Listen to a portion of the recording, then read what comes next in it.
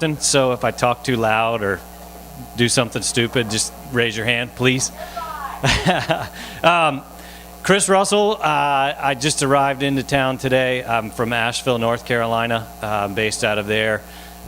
We have a brewery down about 40 minutes away from there. I'll get to that as I talk about our story at Oskar Blues. But my background is pretty much been doing beer for 17 years as a profession, but have been around it my whole life. My grandfather started a distributor back in 1960 outside of Washington, D.C.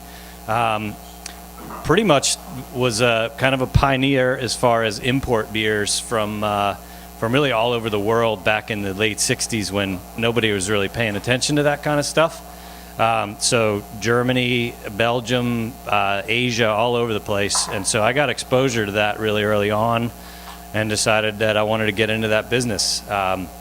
So I worked for that company for about 6 years and then moved on to another larger distributor after that.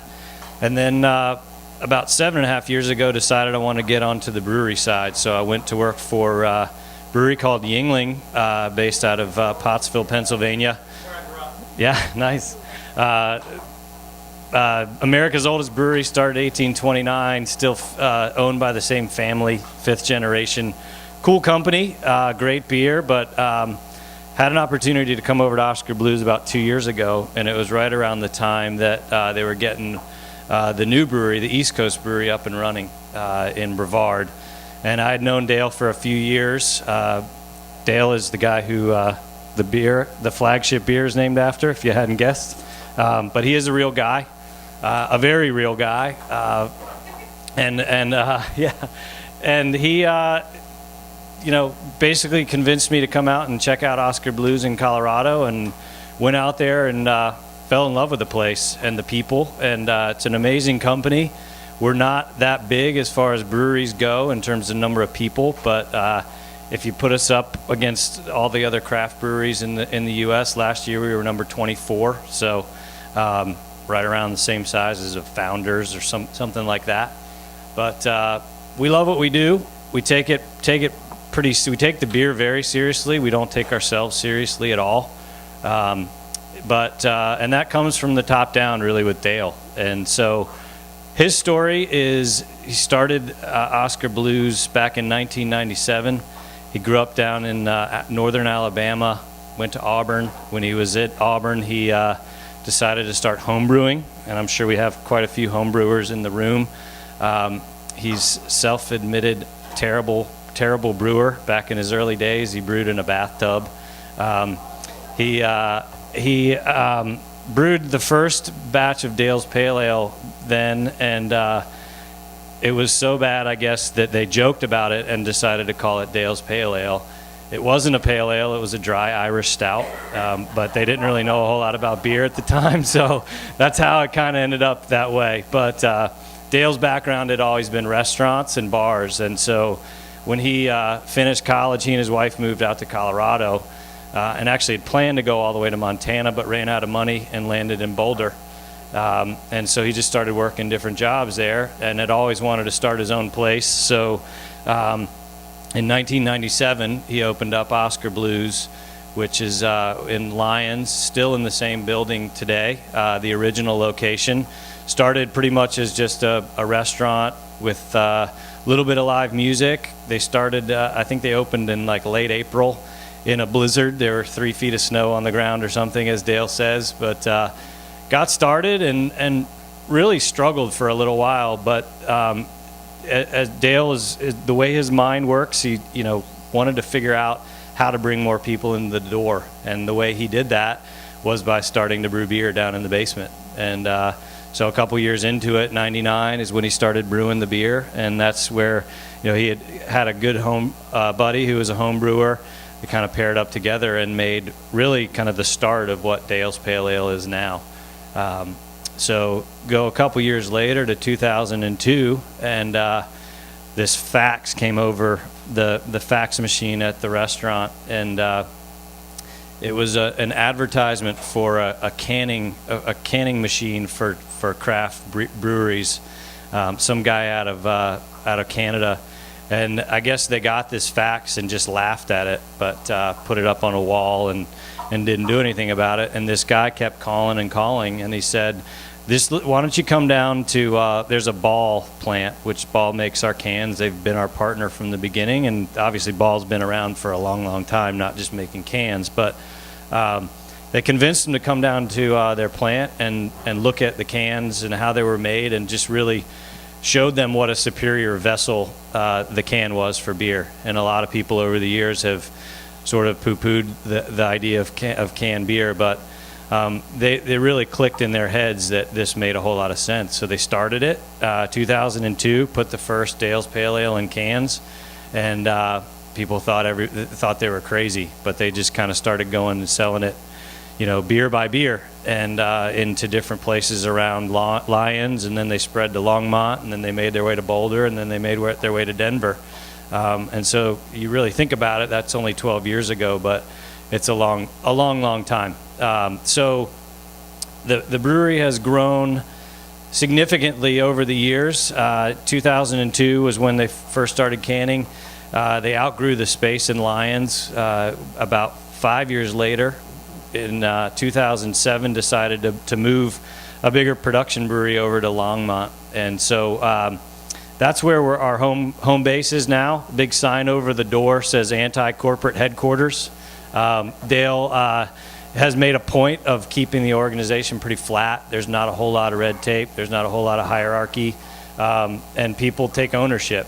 He is the sole owner of the company, but everybody who works at the company feels like they have a big piece of it, and there's a very entrepreneurial spirit to it. So you meet some very interesting characters, but some very passionate, smart characters who make amazing beer and sell beer and do all the things that go into getting this stuff out in the market. But the brewery there in Longmont was started 2008. We now have about just a little over 100,000 barrel capacity in that brewery. As they started looking at coming up on when they would run out of room there, they started thinking, okay, we'll put a brewery or we'll just blow out a wall and expand it, because that's what most people do.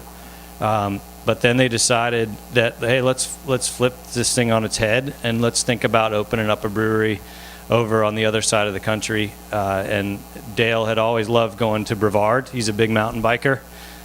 Very tough to keep up with that guy on a mountain bike, but he's a lot of fun to go ride with. So he decided, basically they figured out the math on a napkin and said, let's go build this brewery in Brevard. And the idea was to become local in a place like that. Asheville is 40 minutes up the road. It's a really big local beer market. 20-some breweries just in the city limits of Asheville. You go farther than that, there's 30 plus. But to be able to go into a market like that and start brewing beer, and also start becoming part of the community, and being very engaged in different charities and things like that around, was something very appealing to us. So 2012, in May, they announced that the brewery was going to open up. And basically, between May and December, built a brewery, and built it to be about an 80,000 barrel a year capacity brewery. The very first year, we launched it December 12th, 2012, so we're coming up on the second anniversary. It was basically a 7-month period, and they built it and started cranking out beer. We did 46,000 barrels in the first year. We'll do just close to 70 this year, and probably a little bit over 90, 95 next year, before the next kind of phase of expansion. So we've had a lot of fun out there. We continue to do our thing in Colorado. We're all about bikes. Oskar Blues. Dale started a bike company about 5 years ago. It's called Reeb Cycles. There's a farm that Dale started out in Colorado as well, called Hops and Heifers. So we have about 2 acres of hops that we grow every single year, different varieties. It doesn't yield enough to brew any of our big beers or our larger production beers. But we do a lot of specialty stuff, and we do a lot of that out of our Lyons facility, which to this day is still our pilot facility. We have a brewer that's there all the time, and is just brewing different beers that we basically test in our restaurants. We have 3 other restaurants besides the original one that are all in Longmont now. The main one is called Homemade Liquids and Solids. If you ever get to Longmont, I highly encourage you to go to it. Not only is the food amazing, but it's a craft beer bar. The first time I walked into it, I expected to see all Oskar Blues beer in it, because there's a big Oskar Blues sign above the bar, or above the door. And there are 43 taps. There's usually 10 to 12 Oskar Blues beers, and the rest of it is just beers from all over the country, all over the world. And I think it shows just the respect for brewers in general, for breweries in general. I was in there 2 weeks ago. There was Pliny the Elder on. There was Ballast Point Sculpin. It's an amazing beer bar. So that's kind of what we're about. We love what we do. We love our beer, but we respect everybody else in the industry as well. Go ahead. We don't have a place in Netherlands. Nope.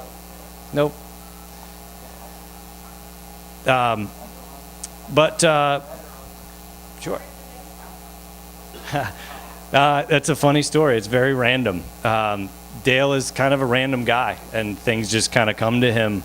And he had, when he was coming up with the idea for the restaurant in Lyons, he was living in Boulder at the time and driving back and forth, and he was going to call it Red Clay Cafe. And for whatever reason, he just didn't like that name. And this is just his story. I think there's variations of it, but I heard him tell it about a week ago. And he said basically he was driving down the road and was just thinking about what to call it. And he's always been a big music guy and wanted to somehow incorporate that. But after he was in college, he did a trip over to Europe on his bike and spent about 6 months riding through Europe, and met a guy there named Michael Knight, who was from Australia. His nickname was Blue. And then he met a guy from Sweden whose name was Oskar with a K. And just out of the blue, we decided to name it Oskar Blues Brewery, or Oskar Blues, restaurant originally. And that's it. So it's kind of there's not a whole lot of catch to it, but it's worked. I think it's sort of become, Oskar Blues is known first and foremost now for Dale's. People ask me where I work, and I say Oskar Blues, and sometimes they scratch their head, but then I say Dale's, and they know exactly what it is. People have come to know that can, and just the colors and just everything that it represents. But Oskar Blues has got a lot of stuff going on. The town of Lyons, I think this is a pretty important part of who Dale is and what the company is about. But last year in Lyons, I don't know if you remember, there were some 500-year floods that came through Colorado, and pretty much flooded the town. Walls of water. I've been there since. I was there soon after the floods, and it was pretty traumatic experience just to walk through and see it then. Not to mention the people that had to live through it. But Dale, that's where he started his business. He felt a major debt to it, and pretty much right after that started a foundation that's called Cand-Aid, and it was initiated originally to really provide support and funds for people that need it, businesses, homes, all of that stuff, to get back up and running after the flood. And so between September and December 31st of last year, raised a little over $500,000 for flood victims, and essentially walked through the town of Lyons with his checkbook and wrote checks to different businesses and said, hold on, let's build this thing back up and get it running. And so since then, it's kind of expanded into some other areas, charities that we're passionate about. But it's not just about making money, and obviously we're passionate about the brewing beer, but we want to give back as well. And so I think that Cand-Aid piece is pretty important to who Dale is and who we are. So I guess we'll start talking about the beer. And anytime you have any questions about any of this, whether it's stuff with the brewery with the beer, any of that. I don't know everything about the beer. I'm not a brewer. I'm a sales guy, so I feel like I know a pretty good amount. But there may be some questions I might not be able to answer, but I can get them. I can get them for you. So, first beer, Mama's Little Yellow Pills. This one. Yep. Okay. So this is our really our lightest offering that we do. Czech style pills. Some people call it Bohemian style. It's 5.3% ABV. It is, to me, a pretty classic example of a Czech pills. It's pale malt. It's a lot of Saaz hops. It's predominantly Saaz, but just going to be real crisp, clean.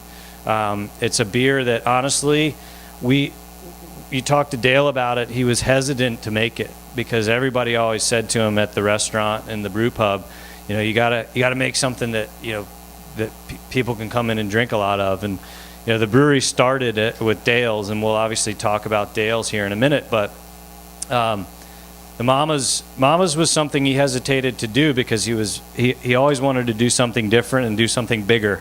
But to me, this speaks to really what we do best is take a style that's traditional and maybe take a little bit of a turn on it. It's got some maltiness, a little bit sweeter than maybe your classic Czech pills, but really smooth, really easy to drink. So, any questions on the pills?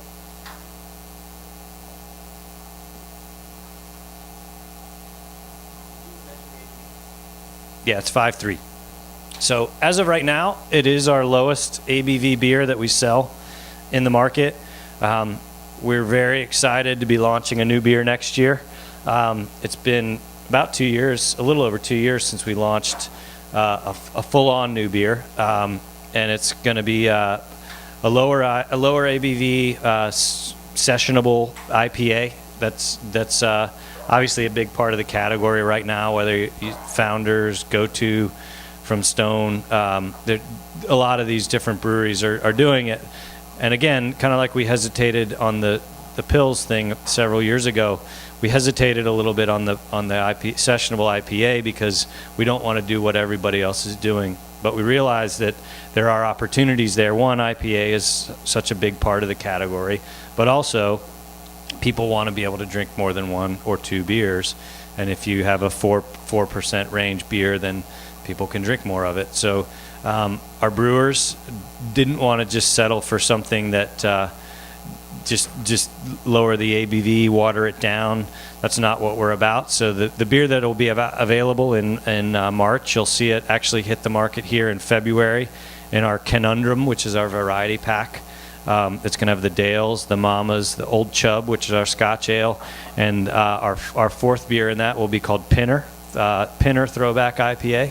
It's 4.9%, like I said, and it's great beer. I'm really excited that we're going to be bringing that to the mix. So, you guys are all drinking Dales now, right? Yeah, nice. Getting ahead of myself. Dale's Pale Ale, the flagship, and really what got it all started. It's basically considered an American strong ale, West Coast pale. Very, very hoppy for a pale ale.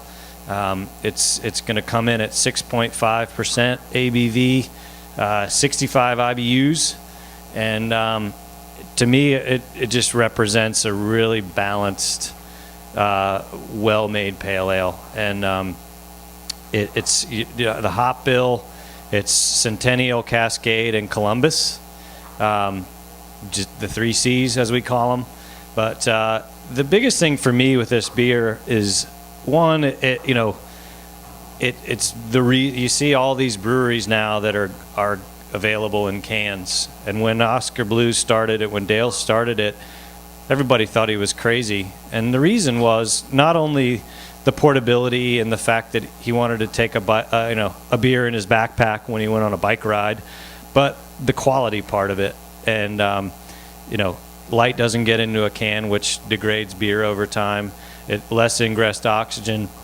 And then just in terms of weight, shipping beer across the country, you can put more cans on a truck. So it just makes sense in a lot of ways. But we really consider Dale's the pioneer of that whole thing, and we're happy now when other breweries put beer in cans. And great example is this week. Four Hands, I guess, is kicking off locally. They're kicking off their cans, and I think a lot of breweries would probably be bummed out that we're launching at the same time. For us, I think it just draws more attention to what we're doing and what the mission is. And I think there's plenty of beer to be sold, and we can all do very, very well. But Dale's is it's our number one beer.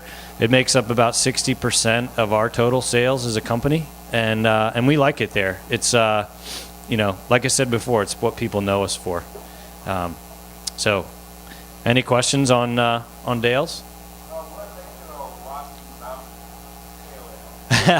That's just because that's we're right at the foothills of the Rocky Mountains, and so we put Rocky Mountain Pale Ale. What's interesting is when we opened up in North Carolina 2 years ago, we were going through label approval you have to do it all through the TTB, and so we wanted to put Rocky Mountain Pale Ale on it because that's kind of what it's been known as. And they said, no, since it's going to be brewed in North Carolina, you can't call it Rocky Mountain Pale Ale. It's not actually a Rocky Mountain Pale Ale. So all of our beer that comes out of Brevard, and just like it says Colorado, USA on the bottom of that can, all the beer from North Carolina says Brevard, North Carolina. And there are a lot of breweries that have built, or suppliers, breweries that have built breweries in other places, and they don't necessarily always let you know where it's brewed. They don't want to say, okay, this one comes from this brewery, this one comes from that. For us, it was something we wanted to do. We wanted to be transparent about it, but we also wanted people in North Carolina or Georgia or Florida to recognize that it's something that was brewed not that far away, and that it's fresh. And it, you could, if you ever want to see when your beer was made, when you buy an Oskar Blues, you just look at the bottom of the can. We put the packaging date on there. And then our guys that work on the can filler, they put a message on there every time. It varies every can run that we do, and they come up with some very creative things. But good question on the Pale Ale. Go ahead.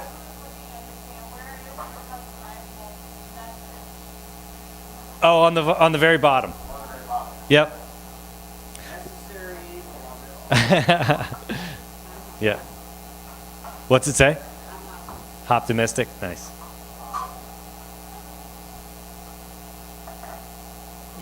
All right, so you're on to the Deviant now, right? Yeah. All right. So Deviant is a great example of a beer that started in our Lions facility at our brew pub. And what we'll do there is we'll brew these beers, and our brewers love to experiment, just like any other brewer would. If you make Dale's Pale Ale all the time, there's a lot of passion in that, but they want to make new stuff. And so about 4 years ago, they came up with, they basically wanted to make I guess you could call it a Dale's Pale Ale on steroids. And an IPA was starting to really become a bigger thing at that point. And so they started brewing Deviant Dales. And Deviant Dales is basically a very similar beer to Dale's Pale Ale, but then it's dry hopped with Columbus hops at the end. So you're going to get to me, it's very like grapefruit, a lot of that citrus that you get from that. But it's an 8% ABV beer. It actually was a beer that was only served in our restaurant out in Lyons and in our restaurant in Longmont at the time. But somebody decided GABF is coming up.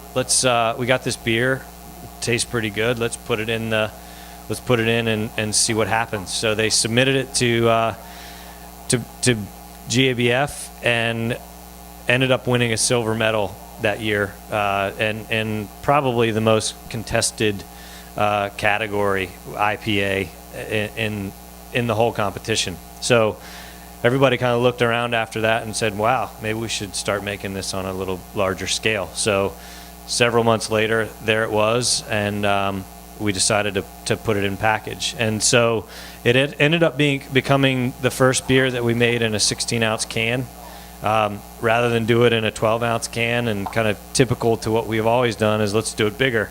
So it's a big beer. It's 8%, and in a 4-pack 16-ounce can. A lot of people ask me, why is it so expensive? It's $13, $14 for a 4-pack when most of the time you're used to going to the store and buying an $8.99 or a $9.99 6-pack. What I can tell you is there's a ton of hops in that beer, really quality ingredients. It's big. People don't flinch about buying a bomber for $8 or $9, 22 ounces. So I would say this is a great value for what it is. It's one that is definitely better enjoyed fresh. Not that it's not a good beer, 60 days old or 90 days old, but it's an amazing beer. As you, what's the date on the bottom of the cans here for the Deviant? Probably not that old, within a couple of weeks. Yeah, so it's about as good as it gets. But any questions on the Deviant? Uh-huh.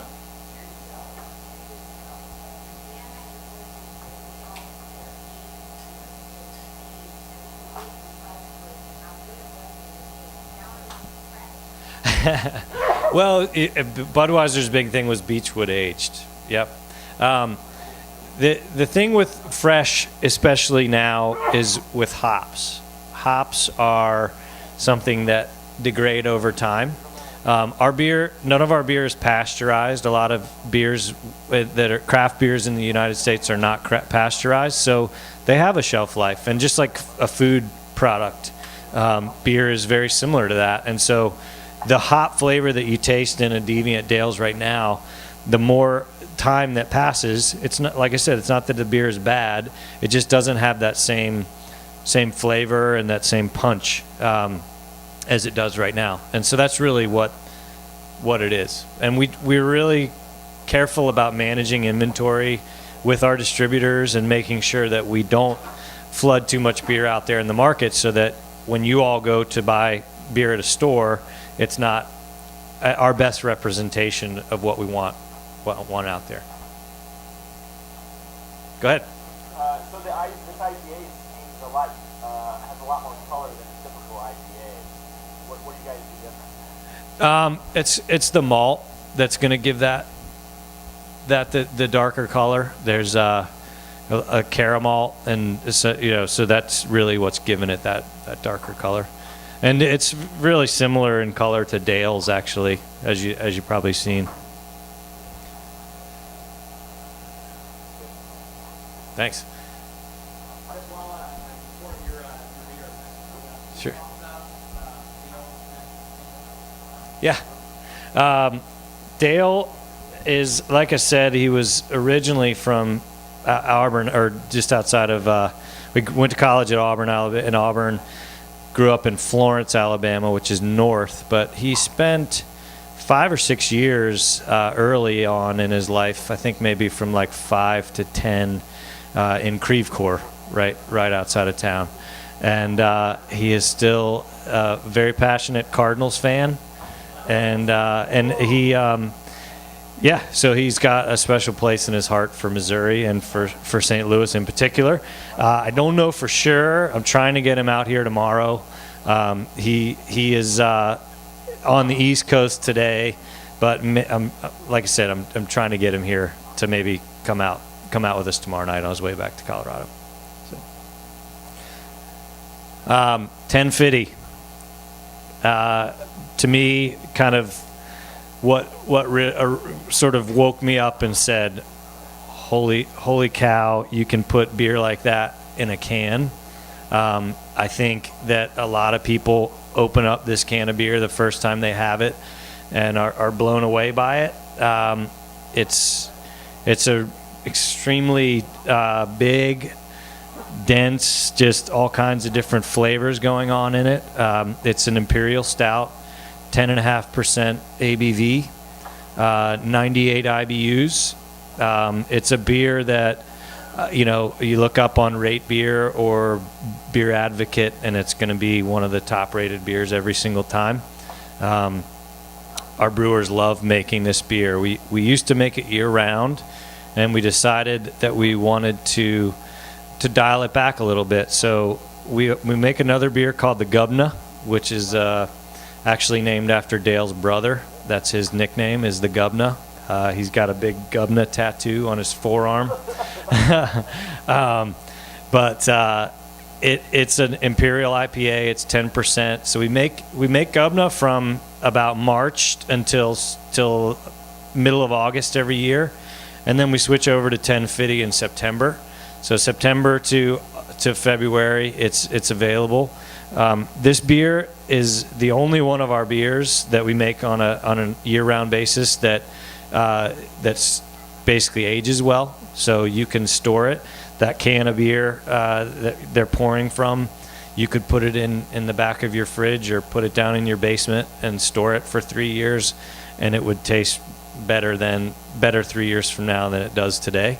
All of our other beers have 120-day shelf life on them, but the 10 Fiddy, I've got a collection of them in my basement. I break them out every once in a while. It's an amazing beer to age, but every year when we do the first brew of it in both locations now, all of our brewers generally show up for it because it's such a fun beer to make. They show up even if they're not on the clock, so I think that shows how passionate they are about the beer.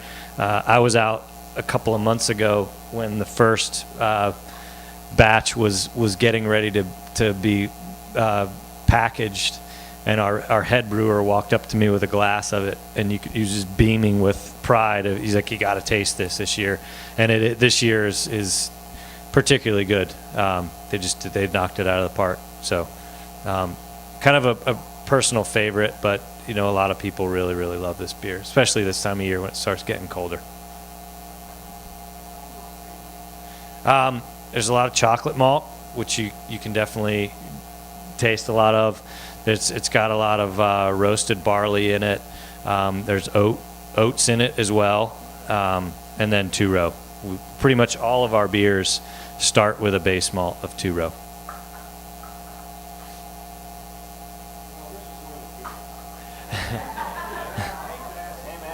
Sure. I choose to forget all of those things. They are.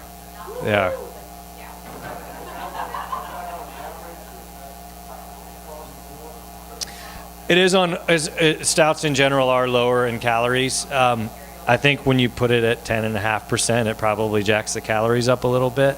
But this is one of those beers where you're not gonna sit down and drink 3 or 4 of them. You could, but you're gonna start slurring your words pretty quickly. Only what? Yeah. That was a challenge, just so you know. Yeah. Yeah. Go ahead. 10 Fiddy? Well, that's a great question. I'm glad you asked. Do you know the answer? Yeah. 10 Fiddy. It's got a couple of meanings, so if you take Fiddy, and it is that exactly 10.5, 10 Fiddy, but it's kind of also taken on another life of, if you take Fiddy, and it's Dale is the one that came up with it, but it's basically, and it's kind of his mantra, but it's fuck industry, do it yourself. So yeah. Pardon my French. SRM? No idea.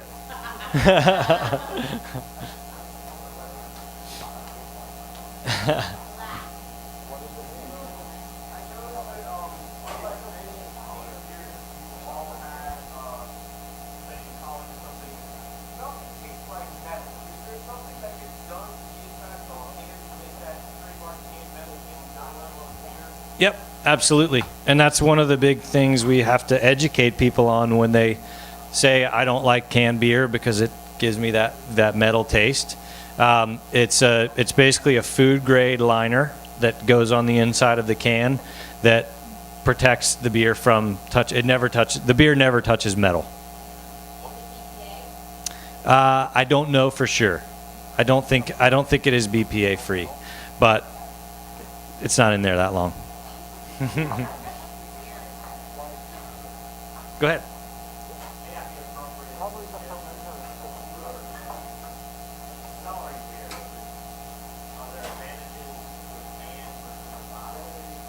Sure, a lot of it's going to depend on where you cellar it. Light is one of the things that breaks down beer the fastest. So if you have it in a dark corner of your basement, in a cabinet or something, at 50 degrees, then it's not going to matter that much. But in general, if there's light, that's going to do it. And then the can doesn't, even though a seal on the top, on the crown on the top of a bottle appears to be sealed, eventually oxygen is able to get into that bottle, and so it breaks. Oxidation occurs, and it takes the flavor down a notch.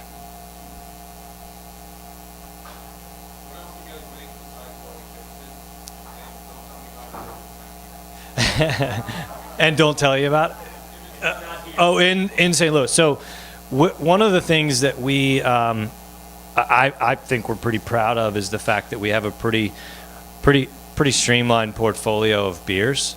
We make 5 beers that are year-round beers, actually now 6. So Dale's, Mama's, and Old Chub, those 3 beers make up about 90% of our sales as a company. The Deviant Dale's is one, we call it our Imperial, Imperial series. There's another beer called Gnite, which is an Imperial Red IPA. And if you've never had that beer, I highly recommend it. It is here in the market. Besides 10 Fiddy, it's another personal favorite. I love them all, but if I had to pick, it's an amazing story. And I'll just tell you real quick the story because I think it helps to connect with it. One of the reasons Dale decided he wanted to start brewing was he met a guy who was a brewer out in Colorado. His name was Gordon Knight. And he worked at a couple of different breweries and started out as a home brewer, but he also happened to be a Vietnam vet who was a helicopter pilot. And so Gordon would kind of bounce back and forth between being a pilot, flying for a fire department, basically wildfire. They get a lot of wildfires out in that part of Colorado. So he would fly for a little while, then he would go and brew. But he was a really good brewer, and he actually is the only brewer still, I think, to this day, who's won 3 medals at GABF, the Great American Beer Festival, with 3 different breweries. But he had this style of beer that he loved to brew, which was a red IPA. And Dale just connected with him, and it's kind of one of his inspirations. So Gordon was flying in a fire and ended up his helicopter went down, and he died back in I believe it was 2005. And so at the time at the Lions Brewery there was a beer in the tank that was an Imperial Red IPA, and so as a tribute, when it was ready, they called it Gordon period, and that was what was on the label, Gordon period.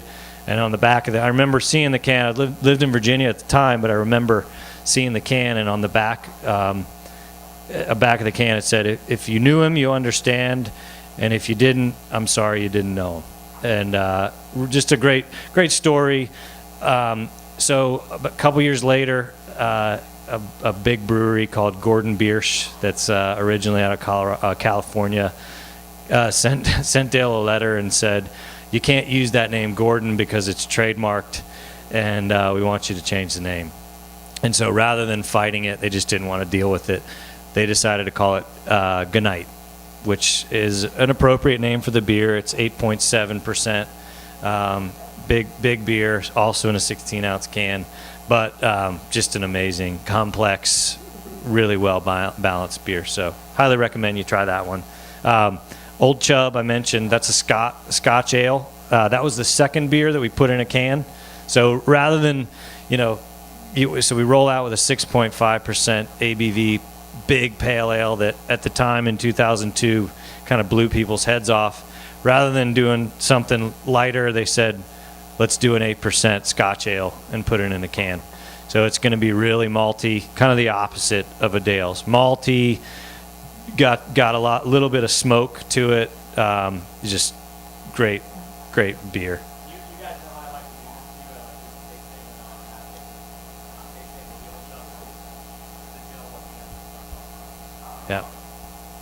do Yeah. We started doing that beer as well this past year on nitro.